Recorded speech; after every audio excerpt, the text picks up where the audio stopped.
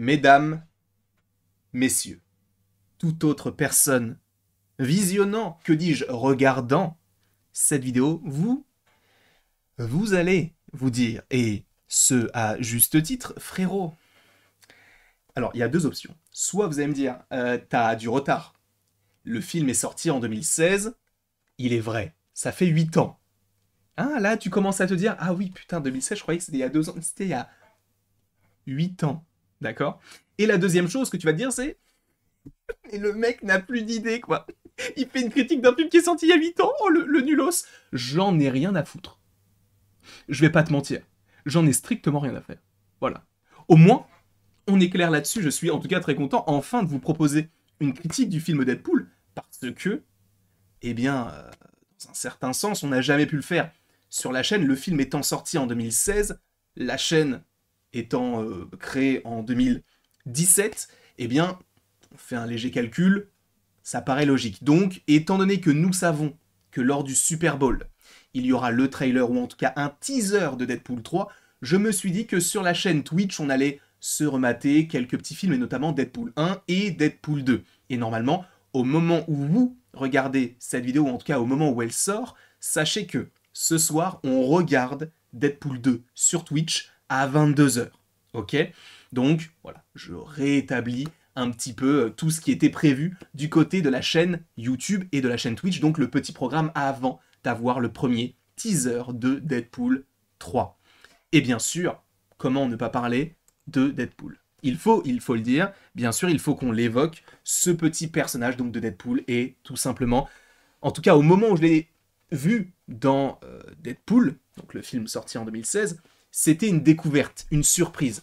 Même si on avait déjà vu Ryan Reynolds interpréter le personnage dans le film Wolverine, enfin X-Men Origin Wolverine, on ne va pas se souvenir véritablement de cette adaptation, sachant que même dans le film, on se moque de cela. Je ne vais pas forcément vous rappeler tous les éléments du film parce que je pense que vous vous en souvenez, il y a beaucoup de références à la pop culture notamment, et surtout par rapport à Hugh Jackman et notamment à son rôle de Deadpool dans le film sur Wolverine, parce que oui, il était...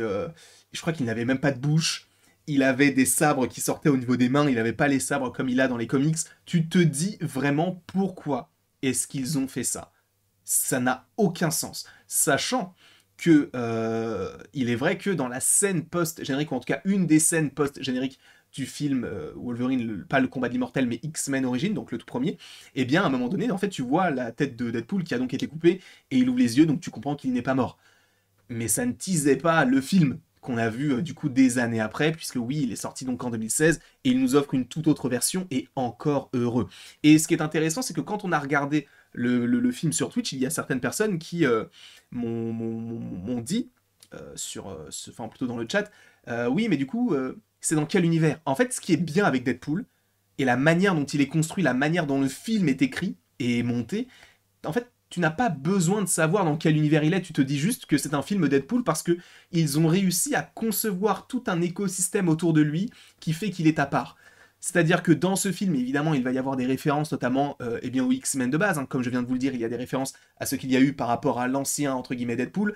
On a bien sûr des personnages tels que Colossus ou Negasonic Teenage Warhead, et merci beaucoup aux gens du chat de me l'avoir soufflé.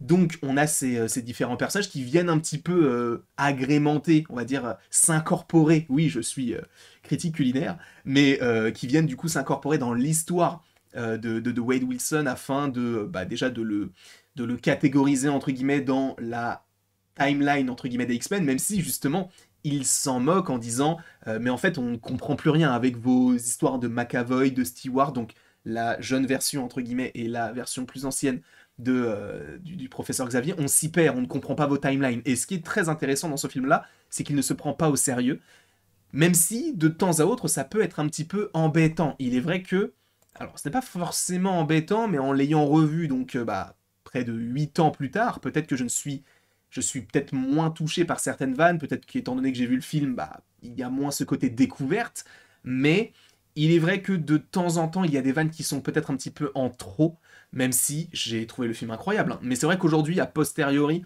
en prenant du coup un petit peu de recul, il est vrai que de temps en temps, on aurait pu supprimer quelques secondes en plus sur certaines vannes qui durent peut-être un petit peu trop longtemps, ou juste qui n'ont pas forcément leur place à ce moment-là. Sachant que ça reste un film Deadpool, donc ça reste un film où on doit avoir du trash, que ce soit dans le phrasé ou même dans les mouvements. Je vous rappelle qu'il y a quand même des scènes de combat plutôt impactantes, on a des têtes coupées, nous avons des blagues salaces qui peuvent être pas forcément au goût de tout le monde, tout dépend de votre degré d'humour, encore une fois, mais en tout cas, je trouve que le personnage donc de Deadpool a vraiment bien été écrit dans sa globalité. Je n'ai pas forcément de comparatif papier, je n'ai pas lu encore de comics en lien avec Deadpool parce que je ne suis pas forcément familier avec tout cet univers-là. Le côté quatrième mur, il est intéressant à voir, notamment en film ou même en série avec She-Hulk. Ça pouvait être intéressant de le développer, mais du côté des comics,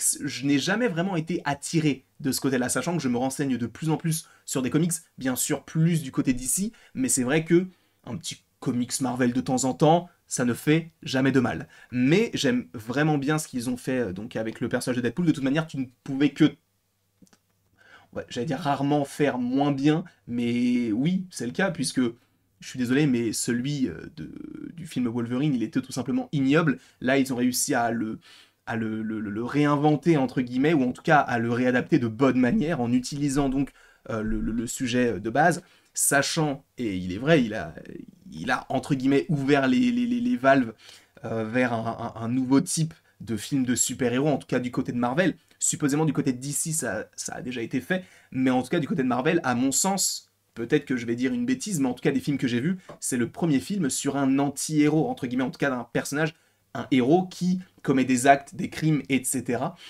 qui sont évidemment répréhensibles par la loi, mais tout en ayant un bon fond en soi, mais en n'étant pas vraiment un gentil à 100%. Même s'il y a ce côté quand même un peu sauveur qui doit être montré. C'est vrai que de plus en plus après, donc dans cette période un peu 2016-2020, on a eu beaucoup de films qui traitaient de ce sujet. On a eu Suicide Squad du côté de DC, on a eu Venom du côté de Sony, et donc on a eu aussi Deadpool. Et c'est vrai que de plus en plus, on peut avoir une petite fatigue de ce côté-là de... On a toujours des anti-héros, et notamment Joker aussi en 2019, mais je trouve que lui a vraiment bien été écrit et ça colle parfaitement avec l'idée que j'en ai. Donc là, pour le coup, je n'ai pas vraiment grand-chose à dire concernant tout ceci. Donc moi, j'aime vraiment ce qu'on nous a proposé concernant Deadpool. Après, encore une fois, plein de petites références, que ce soit à DC, à l'univers Marvel ou même à la pop culture de manière générale, avec les musiques, avec le ton qui est employé. Bref, pour moi, ça fonctionne totalement. Bien sûr aussi, ce qui est intéressant, c'est le côté histoire d'amour qui a une énorme place. Alors ça peut paraître un petit peu cliché ou peut-être un petit peu trop simple, mais je trouve que ça fonctionne bien. J'adore le personnage donc de Vanessa, qui a un intérêt beaucoup plus important que dans le deuxième film. Et pour le coup, moi c'est un personnage que j'ai vraiment beaucoup aimé. Alors bien sûr, ce film, je pense, est interdit au moins de 12, voire 16 ans, puisqu'il y a des scènes un petit peu, comme on dirait dans le jargon, olé olé. Donc voilà, un public averti, hein, je tiens à le préciser. Il faut également revenir très très succinctement sur l'antagoniste du film, donc Ajax alias Francis, qui, pour le coup, n'arrive pas vraiment à déceler quels sont ses pouvoirs. Est-ce qu'il est invulnérable? Est-ce qu'il guérit, mais plus lentement? On a vraiment l'impression qu'il ne ressent pas vraiment la douleur, mais qu'il est évidemment beaucoup moins fort que Deadpool. J'aime bien ce côté le côté scientifique pour... En fait, chacune des personnes dans le monde a un gène mutant, il faut simplement le développer et le titiller, entre guillemets, pour que tout puisse ressortir. Donc moi, c'est quelque chose que j'ai vraiment, vraiment bien aimé, en tout cas du côté de Francis. Et bon, on ne le reverra jamais, hein, bien sûr, une petite balle dans la tête. À mon avis, il ne se relève pas. Et voilà, après, toute sa petite clique de milice et même le personnage donc, de Angel Dust, ils vont pas forcément taper dans l'œil non plus. Mais je trouve que c'était plutôt intéressant et j'aime beaucoup même le côté du super-héros qui est mis à l'épreuve en étant repoussé dans ses retranchements. Un peu comme c'est un peu le cas, notamment dans Captain America, le soldat de l'hiver, où il est un peu tout seul contre le monde, et là c'est un peu la même chose, il n'est pas vraiment avec les X-Men, il est contre tout le monde puisqu'il n'ose même pas affronter le regard des gens, et ça aussi c'est intéressant parce que tu sens qu'il est rejeté physiquement par rapport au fait que le regard des gens, joue en sa défaveur pour lui, en se disant si les autres ont peur de moi, que va penser Vanessa de moi. Et ça, c'est hyper intéressant, je trouve. Alors, peut-être un petit peu classique pour beaucoup, c'est peut-être un peu survolé, je l'entends, mais en tout cas, moi, je l'ai vraiment, vraiment bien aimé. En tout cas, ouais, Ajax, j'ai bien aimé, Vanessa, j'ai bien aimé, le traitement de Deadpool aussi.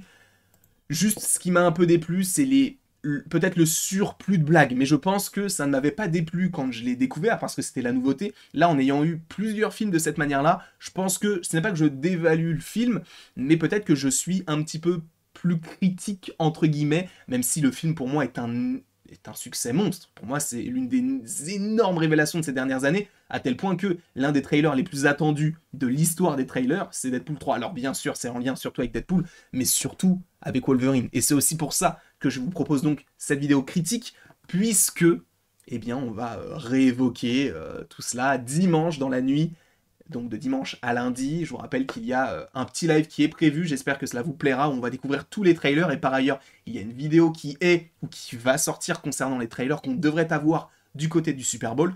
Donc j'ai vraiment hâte de pouvoir découvrir tout cela avec vous, et oui, normalement, enfin, c'est quasiment sûr, on aura du Deadpool 3. Donc, on va manger, mais très bien, dans la nuit du dimanche au lundi. En tout cas, je vous remercie grandement d'avoir été présent. Sachez que donc ce soir, on regarde Deadpool 2, et on en fera la critique le lendemain ou le surlendemain, peu importe, mais elle arrivera. Je vous remercie d'avoir été présent. N'hésitez pas, vous, dans les commentaires, à me dire ce que vous en avez pensé de ce film-là. Si vous, en l'ayant vu cette année ou récemment, est-ce que votre avis a changé sur le film, puisqu'il est encore une fois sorti il y a tout de même près de 8 ans, donc ça fait quand même beaucoup, donc n'hésitez pas à me mettre votre avis dans les commentaires. Et après tout ceci, il ne me reste plus qu'à vous dire à la prochaine pour la prochaine. Et en plus de commenter, mais tu vas arrêter ce bruit de con là. Ça va pas ou quoi la famille? Tu peux aimer, partager, commenter, enfin tu fais ce que tu veux quoi. Mais bon, c'est un peu chiant quoi, que la musique se lance comme